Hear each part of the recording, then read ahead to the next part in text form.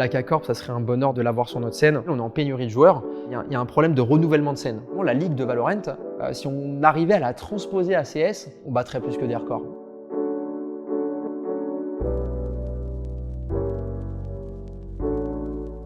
Yo, bienvenue sur Log. Encore une fois, on est à l'eSpot. On est avec un caster CSGO professionnel. Est-ce que tu peux te présenter? Oui, écoutez, Oni, enchanté, commentateur notamment sur un PV de Counter-Strike Global Offensive. Je vais pas dire créateur de contenu parce que je le suis pas vraiment. Semi-créateur de contenu. Ouais, moi c'est comme je dis, c'est derrière le micro et transmettre la passion de CS avant tout.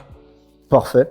Est-ce que avant tout, tu peux nous expliquer très rapidement CSGO et son format compétitif? Deux équipes s'affrontent. Le premier qui arrive à 16 a remporté le match.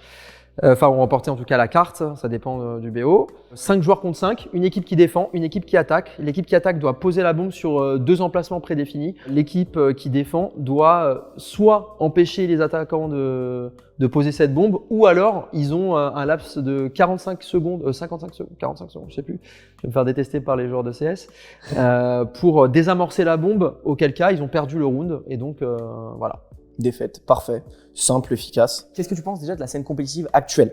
On sait c'est une très grosse scène, peut-être même l'une des plus grosses du monde qu'on pourrait voir avec LoL. Mais qu'est-ce que tu vois pour cette scène-là actuellement? La scène s'est très bien développée au final à l'échelle internationale. Donc on a des tournois prestigieux. Par an, c'est 4 tournois prestigieux sur CS. On va pas se mentir, on a l'un des plus gros circuits, plus que tous les jeux. Puisque si tu regardes sur LoL, tu joues pendant 6 mois, même moins que ça, 3-4 mois, et après, tu n'as rien pendant je sais pas combien de temps. Ouais. Alors que sur CS, ça ne s'arrête jamais. Limite, le rythme des compétitions est très difficile pour les joueurs, puisque un jour, tu es à Malte, 2 jours après ta semaine de compétition, tu dois partir aux États-Unis pour un tournoi. Après, tu reviens, tu as peut-être 2 semaines de break avant de repartir pour Cologne. Et sans compter qu'il faut les entraînements, etc., etc. Donc le rythme est assez effréné. À l'heure actuelle, donc on est au mois de juin, nous sommes en pleine période de break. Donc là où les joueurs ont 1 mois, il y en a 2 dans l'année, 1 mois en juin et 1 mois en décembre. Mais en soi, on est une scène très développée. Et avec l'arrivée de CS2, on devrait peut-être avoir une scène une scène compétitive peut-être. Alors, je sais que Valve va potentiellement demander à ce que les circuits soient mieux agencés parce qu'il y a les temps de trajet, etc. Et que les joueurs ont peut-être du mal à gérer émotionnellement. Ils s'en plaignent? Fatigue. Les joueurs s'en plaignent un peu de ce… Bien sûr, tout le monde s'en plaint. Mais parce qu'après, les équipes sont partenaires aussi de ces circuits en dehors des majors. Donc ils doivent jouer, il y a un contrat. Donc ils doivent jouer tout au long de l'année. Donc c'est vrai que c'est difficile pour certains joueurs. Il y a vraiment eu des joueurs partis en burn-out. Il suffit qu'il y ait rien. Hein. Tu as un peu de mal individuellement, tu as du mal avec l'équipe.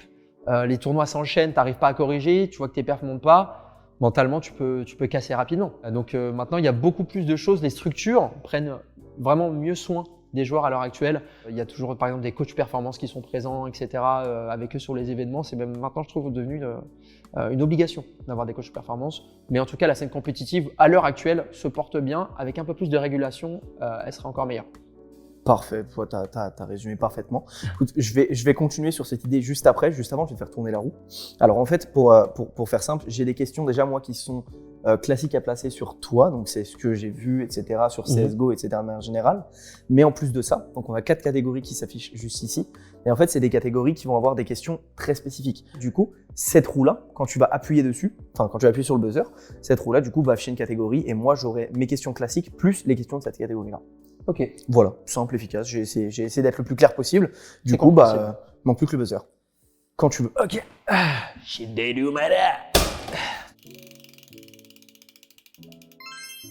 Commérage. Commérage. C'est des questions, t'inquiète, tu verras. Mais de toute façon, on va revenir juste sur le sujet qu'on avait juste avant. On a parlé de la scène compétitive actuelle. Ouais. Moi, j'aimerais bien savoir qu'est-ce que tu vois dans son futur. Est-ce que tu as une version peut-être plus optimiste, une version plus pessimiste? On va dire futur, parce que c'est assez vague le mot futur. On va dire 3, 4, 5 ans. Aujourd'hui, il y a tellement… Ouais, vraiment le problème, c'est le rythme. Tu vois. Le problème, c'est le rythme. Une fois que le rythme sera corrigé, je vois… avec l'avenue de CS2, des plus grandes scènes, des plus gros tournois importants. Alors malheureusement en France, point d'interrogation, mais à l'échelle internationale, on se tendrait peut-être à de plus grandes choses. Là, on a vu qu'à tout l'engouement qu'il y a eu à Bercy, un Bercy rempli, pendant ces 4 jours de major, en tout cas pour les phases finales. Si on regarde un petit peu ce qui se passe à Cologne en Allemagne, qui est un tournoi prestigieux sur Counter-Strike, c'est pareil, il y a un engouement tel. Donc l'arrivée de CS2, à mon avis, va juste booster un petit peu tout ça, mais en espérant que la France suive en fait ce boost-là.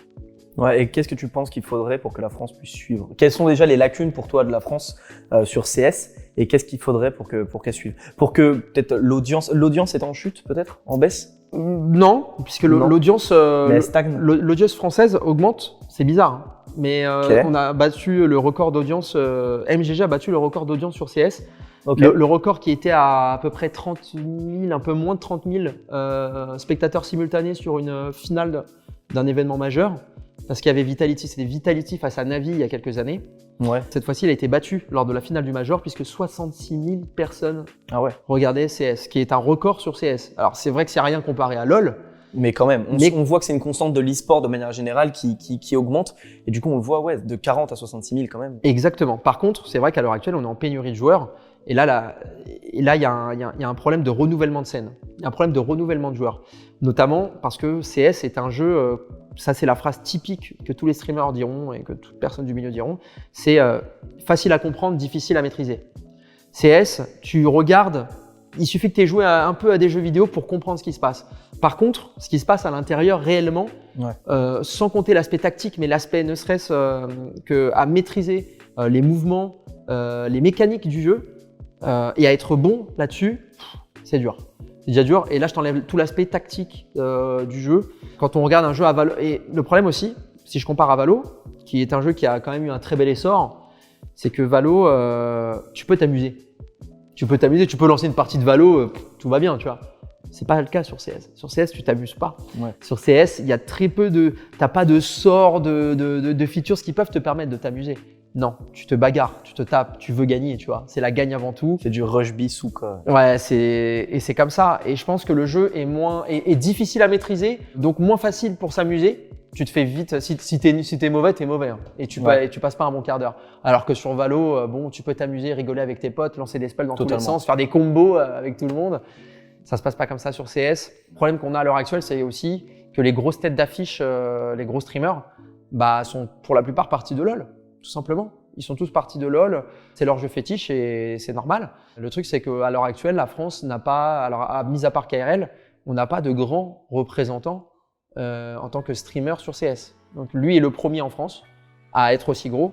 Et derrière, il n'y a personne qui a la capacité de suivre. Le viewership a un peu plus de mal peut-être à suivre que sur les autres jeux. Donc c'est vrai que l'apport des gros streamers, je pense à… Donc on va penser à la K-Corp, on va penser à Solari, à Tommy, à la JL.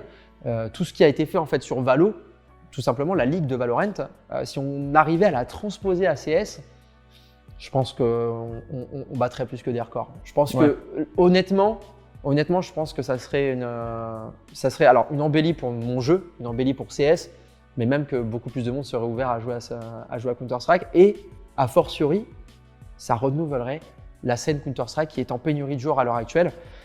On n'a plus une équipe française, 100% française dans le T1 aujourd'hui sur CS. C'est la vérité, tout simplement. On a eu 2 représentants au Major pour la France, au Major de Paris, ce qui est une aberration.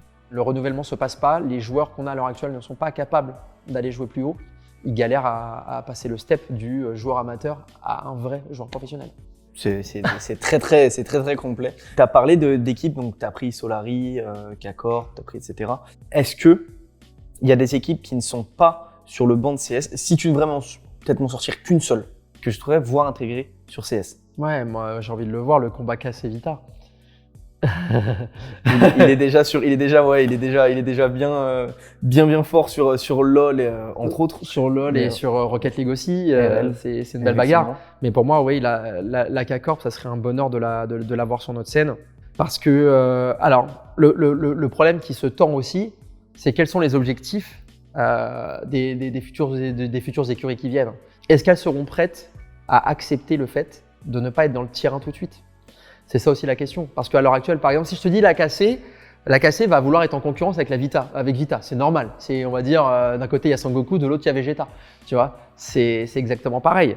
Évidemment. Après, il faut prendre en compte le fait que, sauf erreur, il me semble sur LoL, KC a commencé en LFL2, donc en Ligue 2 qui est même pas en LEC du coup, en dehors de la LEC qui serait la Ligue 2 française. Donc je pense que, je sais pas si ce serait quelque chose de dérangeant pour eux. Après, le problème qu'il y a aussi, je sais pas si tu pourrais me contredire, mais comme tu l'as dit, il y a un problème de joueurs français. Et sauf erreur de ma part, l'AKC aime prendre des joueurs francophones, en tout cas. On le voit avec le roster Rocket, le roster Valo, etc. Exactement. En fait, il y a deux problèmes qui peuvent se poser. La première, c'est quelle ambition par rapport… Alors, je reviens à ça juste après. La première, c'est quelle est l'ambition de l'écurie par rapport à la scène CS. Parce que la scène CS n'est pas égale à la scène Valorant. C'est-à-dire que Valorant, il y a des ligues fermées. Donc ça veut dire que peu importe ton niveau, il y a une espèce de consanguinité qui s'opère par rapport aux ligues. D'accord ? Les joueurs, tu les vois jouer en scrim. Donc tu les vois jouer, en ranked, etc. en stream. Tu les vois jouer lors de la ligue, mais tu les vois pas jouer ailleurs. C'est-à-dire que tu vois pas ce que ça vaut réellement ton équipe face à l'échelle européenne en réel, tu vois. Mais par contre, elle joue la ligue. Et toutes les équipes, toutes les écuries se jouent entre elles, ça crée un combat, etc. Le problème sur CS, c'est que tout est ouvert. Ça veut dire que oui, il pourrait y avoir la création d'une ligue, notamment qui est potentiellement orchestrable par Webedia. Donc on attend peut-être des nouvelles de ça, mais tu peux pas juste jouer la ligue, puisque si tu as un roster CS, tu dois jouer les Open Qualifiers, donc les Open Qualifiers des majors, les Open Qualifiers des tournois mondiaux, etc., etc.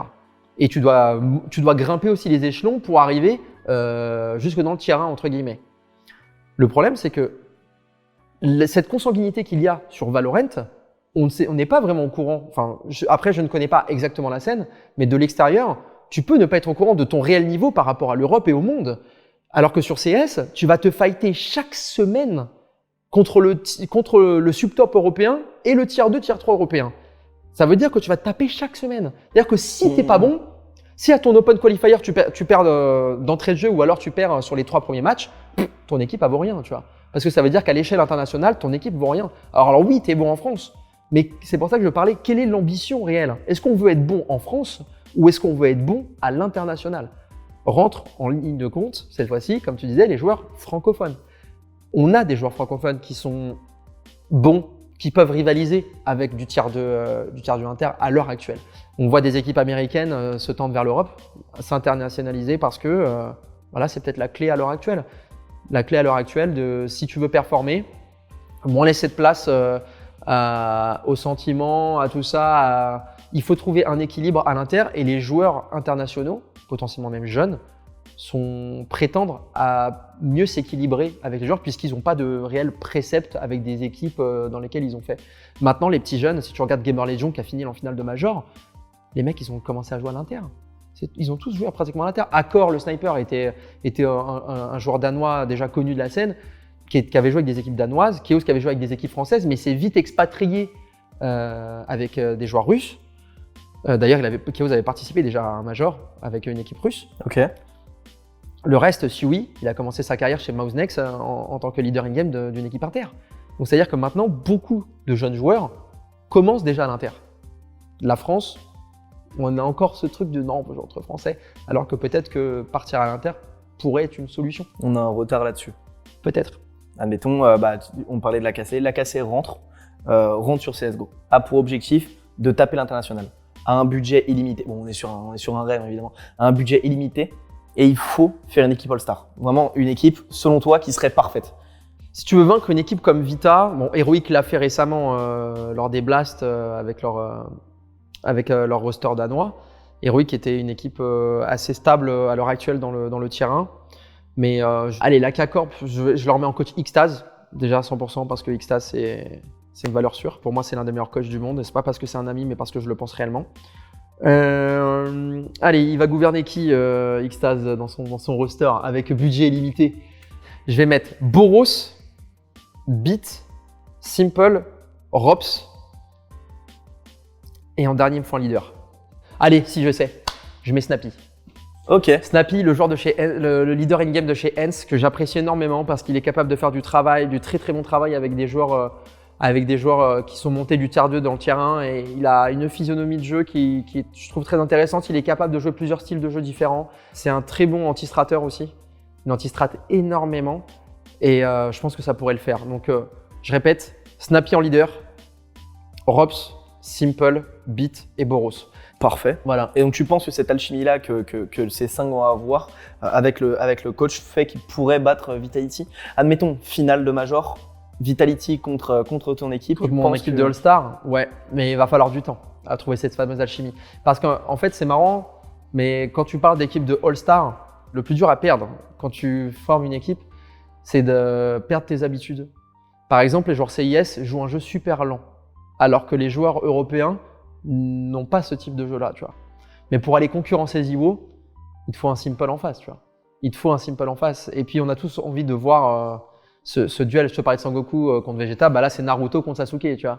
C'est faux parce que même sur Rocket League, on a Zen et on a et Vatira de l'autre côté. C'est à chaque fois Vitality cassé. À chaque fois il y a un affrontement avec 2 grosses têtes d'affiche. Mais c'est ce que tu verrais. Bah bien sûr, le débat Ziwo Simple, qui va scorer sur quel game, qui va mieux sentir les maps sur un BO3 ou un BO5 complet avec ces deux joueurs. Il y a des games où il y a des maps où ils vont être excellents et en fait ça va se rendre coup pour coup, tu vois, ça va être un ping-pong d'anthologie. Et bref, donc ouais, je mettrai cette équipe de All-Star, mais par contre avec du travail. Ça veut dire qu'il leur faut au moins 1 an dans les jambes, je pense, avant de pouvoir prétendre à ce que l'alchimie, voilà. Je leur donne 1 an d'entraînement avant d'affronter Vita en finale de... Ok, et donc maintenant cette finale à Core Hotel Arena, comme la précédente, gauche les Hornets. Donc les fans de Vita, à droite tu mets qui? Tu peux prendre toutes les bases, je t'influence pas à prendre la cassée forcément, toutes les bases du monde, sachant qu'il y a des grosses îles, il y a Loud, etc. qui ont des grosses fanbases. Tu prends qui? Je suis pas trop sur les audios, je suis pas trop la scène, même la scène brésilienne qui est une scène, c'est vrai qui est une scène immense, mais moi je suis d'avis d'avoir des ambiances de folie, tu vois. Genre un PSG Marseille, tu vois, ça s'apparente à ça un petit peu, ça s'apparente un petit peu à ça et ouais. T'es en train de me reguider sur sur la cassée là. Oui, mais en fait, je pense que cette concurrence, je parle de concurrence saine, tant qu'elle est saine, ça me va, tu vois, ils ont le droit de se titiller, ils ont le droit de, voilà, mais tant que ça reste sain, tu vois. Pour moi, tout est une question de mesure dans la vie et à partir du moment où tout ça est mesuré, bah tout se passera bien. C'est pour ça qu'il y a un travail monstre qui est fait de la part, alors je connais pas exactement Cassé, mais je vois que le Blue Wall, par exemple, l'association du Blue Wall fait quand même beaucoup, mais que aussi les Golden Hornets font un travail monstre. Je me rapproche plus d'eux parce que forcément je les connais mieux. Sur la scène, donc oui, voilà, ils font un travail monstre quand il y a des déplacements, quand il y a des choses, etc. Ils préparent des choses. Ce que fait exactement le Blue Wall aussi, mais c'est-à-dire que il y a les têtes des Golden Hornets qui s'occupent. Voilà, ça faut pas faire, ça faut faire, ça machin, etc. Tu vois. Genre il y a potentiellement même des sanctions, je pense, qui doivent être mises à l'encontre des personnes qui font de la merde.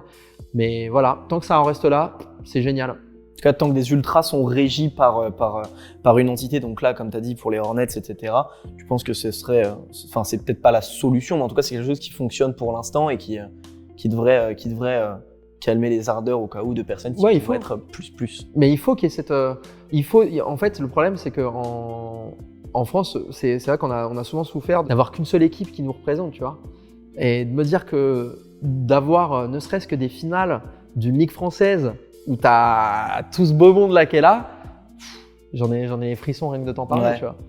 J'en ai les frissons rien que de t'en parler parce que au final, qu'on regarde la compétition inter, alors oui, on regarde les meilleurs joueurs du monde, mais nous, ce qu'on veut, c'est notre drapeau, tu vois. On veut, peu importe comment il est représenté, on veut notre drapeau sur le devant de la scène. Et on attend tous que ça. Quelle belle transition. Est-ce que tu penses qu'il pourrait y avoir un jour peut-être une Coupe du Monde où des pays viendraient avec leurs joueurs pour représenter ces joueurs-là? Est-ce que c'est faisable ou est-ce que tu penses que c'est quelque chose d'utopiste? Alors, en vérité, c'est un débat que Xtaz notamment a mis, qu'il aimerait voir en fait, de retrouver ce côté national où les équipes vont se bagarrer et jouer une Coupe du Monde. Le problème, c'est le planning. C'est-à-dire que tu le mets quand? Parce que les joueurs sont déjà tellement pris par les 2 circuits plus les 2 majors qu'il n'y a pas de place. C'est-à-dire que leur repos, il est là au moment où je suis en train de te parler. Et est-ce que c'est vraiment du repos quand tu vois qu'il y a certains joueurs qui apprennent plus tard que ils sont plus dans cette écurie, par exemple. Il y en a qui, du jour au lendemain, on l'appelle. Bon, désolé, on a vu avec la direction, mais j'ai le malheur de te dire que tu es bench. Voilà. Donc, tu sais quoi, la période de mercato, il suffit que tu aies fait des sous-performances, etc., que tu es sur un siège éjectable. Donc, ils sont même pas en période de repos à l'heure actuelle, les mecs. Il faudrait peut-être encadrer d'abord avant même de pouvoir penser à ce genre de. Pour moi, c'est à Valve de dire aux organisateurs, écoutez, cette période-là, on va organiser ça. Donc, vos tournois, vous les oubliez. Par contre, derrière, si vous voulez les remettre plus tard, vous devez laisser un laps de temps de jours entre vos deux tournois pour permettre aux joueurs de se reposer. Tu vois. Mais bon, on a tellement peu d'accords avec Valve, il y a tellement peu de communication, ça va mieux maintenant, mais il y a tellement peu de communication. Alors, c'est pas comme Valo où Riot communique beaucoup, écoute un peu la communauté, etc. Bah, Riot, c'est quasiment l'un des seuls qui écoute autant. Peut-être Rocket League, je crois que Pionix, je suis pas sûr. Epic Games, non? C'est Epic Games. C'est Epic Games. Enfin, je suis pas sûr qu'ils communiquent autant, etc. À part Riot, je pense que de manière générale, c'est très très sombre, c'est très très brumeux au top. Maintenant, ça va mieux. Valve aujourd'hui prend en compte, tout simplement, on parlait de concurrence. La concurrence fait du bien là, puisque la concurrence de Valo et de Riot fait en sorte que Valve se mette dedans, quoi. Ouais. Ah putain, ouais, c'est vrai, ils sont bon. On est peut-être un petit peu dessus, mais ils ont attiré des grosses écuries. Ils font quand même leur vue. Ils font quand même du content pas mal. Ouais, ils communiquent beaucoup. Ouais, faut qu'on se bouge le cul, tu vois. Donc c'est vrai que là, ça commence un petit peu plus à se bouger. Ça se décante petit à petit. C'est cool. Ouais, c'est cool. On est passé sur des questions relativement, là pour l'instant, assez simples, etc. Non, t'inquiète. Vu qu'on est tombé sur commérage, j'ai des questions qui sont peut-être un peu plus poussées. Tu veux que je leak? Non, jamais de la vie, je n'irai pas là-dessus. Non, évidemment que non. Par contre, j'ai des questions. Par exemple, est-ce qu'il y a un joueur que tu pourrais, toi, considérer comme un talent gâché? En fait, faut savoir qu'en France, chez Vitality, il y a eu Ziwo. Ouais. Mais il y a surtout eu Nivera aussi. En fait, Nivera a changé de jeu. Il est parti sur Valo. Et Nivera était, je pense qu'on pourra tous dire, on sera tous unanimes sur la scène à dire que Nivera était. Est-ce que c'est un talent gâché parce qu'au final il est parti sur un autre jeu et il brille avec la K-Corp sur un autre jeu, enfin brille. Bon, ils sont pas au top du top, mais disons qu'il joue, il est professionnel sur Valo. Mais si Nivera était encore chez Vita aujourd'hui, alors c'était lié notamment à c'est de l'extra sportif, hein, d'accord. Ce que je suis en train de dire, c'est pas lié à son niveau de jeu, qui n'est pas descendu. C'est simplement un fait de vie, que Valve a enlevé le fait de pouvoir jouer avec 6 joueurs. Donc ça veut dire que tu devais bloquer ton roster à 5. Et Vitality avait commencé à travailler sur un roster à 6, notamment avec Nivera. D'accord. Et à la fin, il fallait faire des choix et il y a l'équilibre qui rentre toujours en ligne de compte. L'équilibre d'une équipe. Et l'équilibre peut-être n'était pas au top avec Nivera finalement, était plus avec l'autre 5. Donc quand la news est tombée, du jour au lendemain, Vitality qui avait mis énormément de moyens pour travailler avec ce roster à 6, Navi aussi également, avait commencé aussi un petit peu. Et tant pis. Mais le problème, c'est que pour moi, Nivera, c'était le deuxième Ziwo, quoi. Vraiment, c'était le deuxième Ziwo sur CS. Ça aurait été incroyable. Ils auraient eu, tu sais quoi? Je pense que si Nivera aurait été gardé, resté, etc. Vita, ils auraient déroulé surtout. Ils auraient pas arrêté de dérouler depuis. Parce que ce qui a coûté cher à Vita, c'est aussi le fait d'avoir pris deux jeunes joueurs, donc Mizuta et Kyojin. Mizuta a été pris un petit peu avant. Mizuta et Kyojin derrière, où des joueurs qui n'ont pas l'habitude du T1 sont propulsés parce que la scène n'est plus en vogue. Et donc c'est un mélange de tout. Mais ouais, s'il y a un nom à retenir, Nivera, je lui souhaite tout le bonheur sur Valo avec la KK. Et si, admettons, il serait amené à revenir par A+B, peut-être parce que la scène CS lui manque, etc. Est-ce que tu penses qu'il aura quand même une place dans la scène, ou est-ce que les gens se sont dit, il est parti de CS et que maintenant il est resté sur Valo, du coup il va peut-être pas avoir les mêmes perfs et du coup toutes les portes vont se fermer vers lui? Est-ce que le joueur a envie? Moi je parle toujours de ce principe-là, tu vois. Est-ce que le joueur a vraiment envie de revenir alors qu'il lui arrive tout ça? Le retour, il pourrait le faire. Il a le talent pour. En tout cas, il avait le talent. Je pense pas que le talent soit perdu. Au contraire, peut-être que Valo lui a aussi ouvert d'autres chakras, entre guillemets. Mais je pense qu'il sera accueilli à bras ouverts dans n'importe quelle structure, tellement il est talentueux. Maintenant, à voir s'il arrive toujours à performer comme il a pu le faire par le passé. Peut-être même intégrer un roster cassé qui passerait sur CS et qui deviendrait pourquoi pas team leader. Pourquoi pas Ce serait peut-être quelque chose à voir. Bien sûr. Pourquoi pas. J'ai fait le talent gâché. Je pense que tu vois ce qui va arriver. Est-ce que tu penses à un joueur qui est peut-être un peu surévalué par rapport au niveau qu'il a un pétard mouillé, tu veux dire? J'essaye d'y aller un peu gentiment, mais ouais, surcoté. Un pétard mouillé, j'en ai un. Alors en France, malheureusement, qui n'est plus à l'heure actuelle en tant que joueur, donc qui n'officie plus en tant que joueur dans une équipe. C'est Kyojin, qui avait été pris chez Vita parce que il n'y avait pas énormément de joueurs disponibles à l'heure actuelle sur la scène. Il avait un très bel IM, c'était tellement fluide. Et d'ailleurs, j'ai eu des échos que les premiers jours d'entraînement avec lui étaient exceptionnels. Il a dit, j'ai vu des choses, je me suis dit, ils ont vu des choses, ils ont dit, ouais, ça y est, on est content. Ah, il va claquer tout le monde. Sauf qu'il a été pris de court par l'inexpérience, par la pression médiatique qui était autour de lui, notamment des accusations de cheat, de triche un peu à l'ancienne.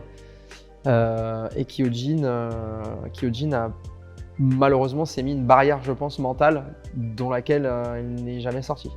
Et par la suite, il n'est pas du tout devenu le joueur qu'on attendait, alors qu'il y avait de belles choses. Mais en fait, tu voyais une belle chose et tu voyais 3 choses de merde. Tu vois.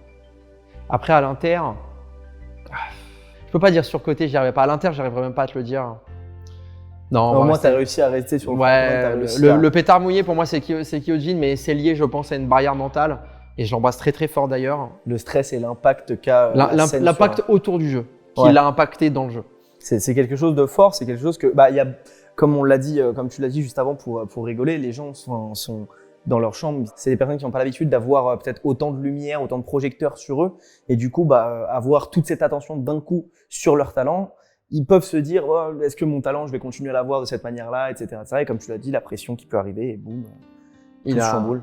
Il a reçu des messages très difficiles. Hein. C'est marrant parce que quand tu parles dans le foot, souvent, les joueurs, certains joueurs sont préparés à parler médiatiquement. Tu peux pas arriver comme ça. Tu lâches n'importe quel joueur, il va te dire des dingueries quel joueur de foot, il va te dire des dingueries en interview. Donc tu es obligé parfois de les préparer mentalement, etc. Et c'est tout bête, mais cette pression qu'il peut y avoir dans les jeux vidéo à l'heure actuelle, parce que tu es exposé médiatiquement et ta condition de vie qui fait que tu es dans ta chambre, tu es dans ton petit cocon, mais ton petit cocon finalement il s'ouvre au monde. Faut être préparé et je pense qu'il y a des joueurs qui ne sont pas du tout préparés à ça, qui se préparent avec le temps, qui s'endurcissent avec le temps, mais on ne réagit pas tous pareil. Tu vois. Est-ce que tu penses que les structures de manière générale font face à ce genre de problème-là et aident leurs joueurs, ou c'est encore peut-être trop peu commun que des structures les assistent sur leur image médiatique? Les grosses structures maintenant sont aguerries, je pense, face à ça. Les plus petites, non. Maintenant, combien il y a de structures réelles en France? On a perdu LDLC, il ne reste plus que Vita. Alors, je pars sur CS. Sur CS, oui. Sur CS. Mais est-ce que les joueurs ressentent une certaine pression, etc. Oui, il va falloir que dans les années à venir, qu'on ait un encadrement plus professionnel, type l'encadrement que peuvent avoir les joueurs de haut niveau. Tu regardes les LeBron James, Tiger Woods, les Michael Jordan et des trucs comme ça. C'est du travail, mais il y a aussi tout l'aspect psychologique, etc. Tu as des coachs de performance, tu as des psychologues qui doivent des psychologues du sport qui doivent te suivre. Plus le monde va s'ouvrir à l'e-sport, plus il va falloir se tendre à ça. Tu vois. Okay. C'est une obligation. Donc c'est quelque chose qu'il faut développer, mais après c'est en même temps que les structures se développent elles-mêmes. C'est ça. Après, ça a un coût. Hein. C'est ça le problème aussi, c'est le retour sur investissement à l'heure actuelle dans l'e-sport, il n'est pas ouf, hein, si tu vois ce que je veux dire. Mais ça tend à se développer, ça s'améliore de plus en plus. Mais ouais, il faut maintenant trouver, faut trouver un modèle économique viable. Donc à l'heure actuelle sur CS, il y a une équipe qui s'est vantée d'être rentable cette année, c'était Hens. Ils se sont vantés qu'avec le Major, avec tout ça, avec tout ce qu'ils ont fait, ils ont géré la crise et ils étaient en bénéfice, je crois. Ils étaient en bénéfice, mais toutes les structures ne sont pas dans ce cas-là. Avant, tu avais des fonds d'investissement qui envoyaient des millions de dollars. Alors là, c'était il y a moins de 10 ans, c'était l'Eldorado. Maintenant, les mecs, ils se disent ouais, non, c'est fini. Attendez, on n'a pas un puissant fonds non plus. Alors ok, on est visible, mais nous, on veut un minimum de retour. Ou au moins, à mon avis, ils veulent être rentables un minimum. Et est-ce que tu vois un futur un peu plus radieux quand même pour, en tout cas, tout ce qui est financement pour les structures, etc. Est-ce que tu penses qu'ils vont réussir à y trouver une stabilité, à pouvoir pérenniser leur fonds, etc. et qu'ils puissent… Faut trouver un modèle économique. Je pense qu'il y a un truc à développer sur les joueurs, le storytelling, sur la structure. Sur les sponsors, surtout pour un jeu comme CS aujourd'hui où tu as des terroristes qui attaquent des antiterroristes. Alors à l'international, ils s'en foutent totalement. Tu vas aux US, c'est l'US Air Force qui sponsorise des tournois pour te dire. En France, c'est interdit de promouvoir les marques d'alcool. Blast avait comme partenaire Absolut Vodka et 2 marques de whisky. Non, ils pouvaient pas en faire la promotion dans l'arène. mais ils étaient partenaires. Absolut Vodka en plus qui appartient à une marque française. Exactement. Donc ouais, c'est un peu... Ah mais tu vois, alors qu'à l'Inter, ils s'en foutent, tu peux promouvoir ce que tu veux à l'Inter. Donc tout le marché est un petit peu bloqué. Donc il y a un petit problème de développement en France qui Développement plus en France qu'à l'Inter, mais c'est généralisé quand même. Ouais. Mais bon, c'est CS. Ce qui peut rattraper CS pour la France, c'est comme je t'ai dit, hein, le storytelling sur l'équipe, sur les structures, etc., etc. Il n'y a que ça qui pourra faire que vraiment ça se développe, qu'il y ait un regain, tu vois, un regain. Voilà.